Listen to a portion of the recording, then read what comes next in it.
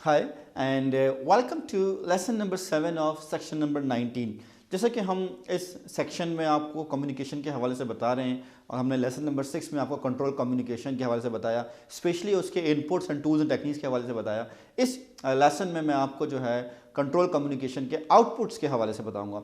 Generally जो हम बात कर रहे हैं वो ये है कि जनाब हमने कंट्रोल कम्युनिकेशन में ये देखना है कि हमारी जो कम्युनिकेशन हो रही है थ्रू आउट द प्रोजेक्ट और प्रोजेक्ट लाइफ साइकिल वो सही हो रही है या नहीं हो रही है, सही लोगों तक पहुंच रही है या नहीं पहुंच रही है, और जो उसका इंटेंडेड जो मतलब है उसका हम रिजल्ट लेना चाह रहे हैं वो अचीव हो रहा है या नहीं हो रहा है। अगर हम देखें तो हमने कहा था कि जनाब ऑल्दो हमारे पास मल्टीपल इनपुट्स हैं, लेकिन मेन इनपुट है हमारे पास वर्क परफॉर्मेंस डाटा, और जो मेन आउटपुट है वो हमारे पास क्या है, work performance information. Work performance data के मतलब बहुत सारे हैं, मैंने पहले भी सेक्शन नंबर 18 में भी डिस्कस किया है, यहाँ पे दोबारा डिस्कस कर रहा हूँ। क्या है हमारे पास कि हमारी फिनिशियल start date of project activities क्या है, प्रोजेक्ट की परसेंट कंप्लीशन कितनी है, एक्चुअल कॉस्ट कितनी है, एक्चुअल ड्यूरेशन कितनी है, और कम्युनिकेशन हमने कहा था कि नंबर ऑफ मीटिंग्स कितनी है हमारे पास, या फ्रीक्वेंसी ऑफ मीटिंग्स क्या है। तो जब हम वर्क परफॉर्मेंस इन्फॉर्मेशन की बात करते हैं तो हम ये कहते हैं कि हमारे पास जनाब स्केजुअल वेरिएंस क्या है, करंट स्टेटस हमारा क्या है, करंट कॉस्ट वेरिएंस क्या है हमारे पास, या matter of fact schedule performance index या कॉस्ट परफॉर्मेंस इंडेक्स क्या है।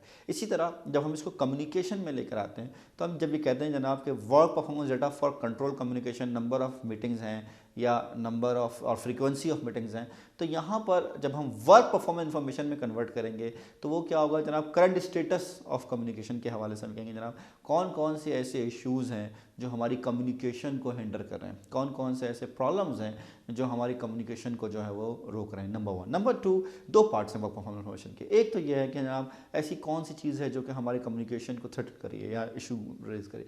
दूसरा ये है कि ये तो है हमारे पास issue, now what should we do to avoid or resolve that issue.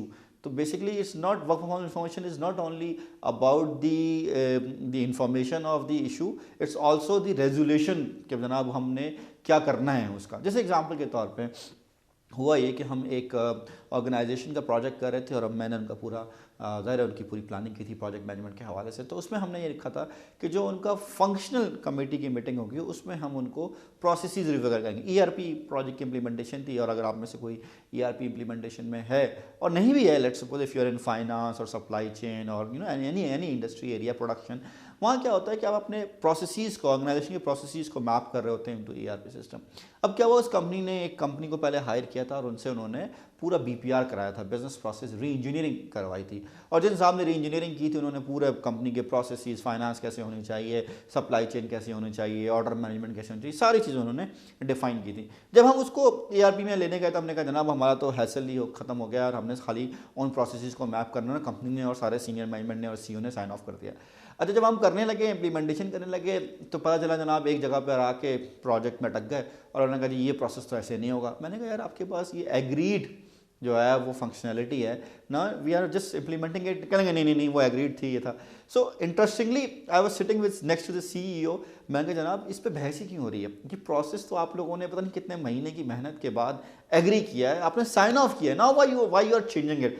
तो सीईओ ने मुझे बड़ा इंटरेस्टिंग इसने कहा सर पहले तो हमने साइन किया था, समझ में अब आया। अब सोचे if CEO has this remarks so what can you do. तो मैंने रियलाइज़ किया कि यार इशू ये नहीं है कि प्रोसेस चेंज होना है या नहीं होना है, इशू ये है कि I should call that organisation कि जो हमारे फंक्शनल कमेटी के मेंबर हों, ताकि जब भी कोई प्रोसेस चेंज आए वो रिवर्ट हो। तो मैंने क्या किया, अपने जो कम्युनिकेशन मैनेजमेंट प्लान था उसमें मैंने एक चेंज रिक्वेस्ट को रिकमेंड किया, सीईओ से मैंने बात की, मैंने कहा सर ऐसे पता नहीं और कितने इश्यूज़ आएंगे जो आपने साइन तो कर दिए लेकिन समझ में अब आ रहे हैं। तो ऐसा है कि हम हर महीने जो फंक्शनल कमेटी की मीटिंग करते हैं या जो भी हमारी ऑन रिक्वेस्ट पर, उसमें उन साहब का होना ज़रूरी है, उस कंपनी की रिप्रेजेंटेशन होनी ज़रूरी है, ताकि जो भी डिसीजंस हो रहे हों as far as the changing of the processes उनका भी कंसर्न हो। ज़ाहिर उन्होंने आपके साथ साल डेढ़ साल काम किया प्रोसेस इंजीनियरिंग में, एंड देन ज़ाहिर इट्स पूरा एक कॉस्ट भी एडिशन हुआ, उनकी इन्वॉल्वमेंट हुई, and then it resolve lot of issues. तो basically generally it looks like a communication issue और बीपीआर इशू, बट एक्चुअली ये कंट्रोल कम्युनिकेशन ने बड़ा इफेक्टिवली आइडेंटिफाई हुआ कि जनाब हमारे पास ऐसी कौन सी कम्युनिकेशन इशू है, ऐसा कौन सा प्रॉब्लम है जो थ्रेटन कर रहा है हमारे प्रोजेक्ट की डिलीवरी को, और उसको रिजॉल्व करने का हमारे पास क्या जो है वो तरीकाकार है। So that is called work performance information for control communication. दूसरा हमारे पास जो इसका आउटपुट है वो है चेंज रिक्वेस्ट। जैसे कि मैंने आपको example the, it's totally 100% fits into change request. कि जनाब आपको ऐसा हो सकता है कि आपकी किसी एक्टिविटी में, किसी प्रोजेक्ट के स्कोप में कहीं चेंज आया तो ज़ाहिर आप उसको फॉलो करेंगे और चेंज लॉग में ऐड करेंगे और उसका पूरा जो चेंज कंट्रोल बोर्ड का प्रोसेस है जो हम बेसिकली अगर PMBOK के हवाले से बात करें तो परफॉर्म इंटीग्रेटेड चेंज कंट्रोल के जरिए जो हम उसको प्रोसेस करेंगे। देन हमारे पास एक प्रोजेक्ट मैनेजमेंट प्लान अपडेट्स, अगर आपने कोई अपडेट्स करनी है स्पेशली कम्युनिकेशन मैनेजमेंट प्लान में कोई अपडेट करनी है तो उसको अपडेट करेंगे। फिर हमारे पास है प्रोजेक्ट डॉक्यूमेंट अपडेट्स।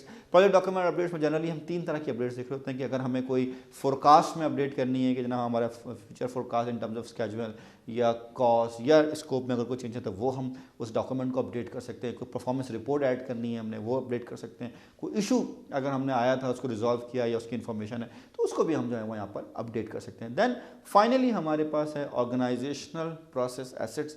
अगर हमने कोई नया फॉर्मेट डेवलप किया है, जैसे मुझे याद है जब हमने प्रोजेक्ट की स्टेटस रिपोर्ट्स देनी शुरू की, ज़्यादातर हम एक्टिविटीज़ दे रहे थे, लेकिन फिर बाद में मैंने रियलाइज़ किया यार एक्टिविटीज़ सीनियर मैनेजमेंट को हेल्प नहीं कर रही हैं। पहले से बार चार्ट्स में बने, गैंट चार्ट्स में बना हुआ था। फिर what we have done is कि हमने एक रोड मैप बनाया जो अब माइक्रोसॉफ्ट प्रोजेक्ट 2013 में आपको टाइमलाइन के जरिए आ रहा है। तो मैं क्या करता हूँ, मैं सीनियर मैनेजमेंट को वो टाइमलाइन प्रेजेंट करता हूँ। तो ये क्या हुआ, हमने एक नया फॉर्मेट आइडेंटिफाई किया और वो हमारा अब लेसन लर्न में ऐड भी हो गया। और हम जब भी यूज़ करते हैं तो हम rather than Gantt chart use करने हम रोड मैप यूज़ करते हैं। That is another input to our organisation process asset जो यहाँ पर एज एन अपडेट हो रहा है। एंड देन फाइनली हमारे पास है लेसन लर्न। अगर हमने कोई नया तरीका सीखा है या जो हमने कोई प्रॉब्लम आई थी उसको रिजॉल्व किया है और अब हम चाहते हैं कि बाद में भी कभी इस तरह की कोई प्रॉब्लम आए तो हम उसको जो है वो यहाँ से रिजॉल्व कर सकें, या इस तरह की प्रॉब्लम आनी ही नहीं चाहिए, हमारे पास ऑलरेडी लर्निंग है और हम उसको पहले से इसको रिजॉल्व कर लें। So that is all about the control communication output and all about the communication. I hope you enjoyed this overall section. That's all for communication. Thank you.